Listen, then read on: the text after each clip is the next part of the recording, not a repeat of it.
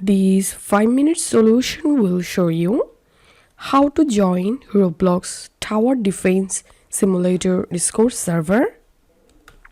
Follow this easy and step-by-step guide to do it.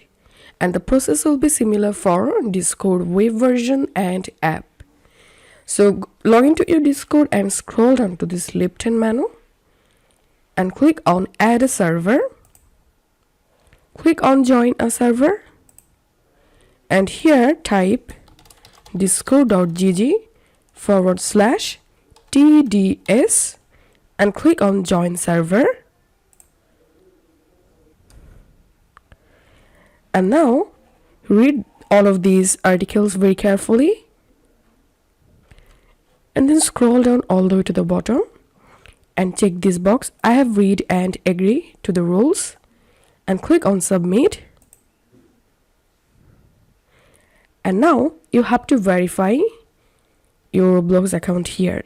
So click on Verification. This server uses a Roblox verification system. In order to unlock all the features of the server, you will need to verify your Roblox account with your Discord account. To do that, click on Update My Roles. And as you can see, I've successfully verified my Roblox with my Discord account. So this is how we can do it.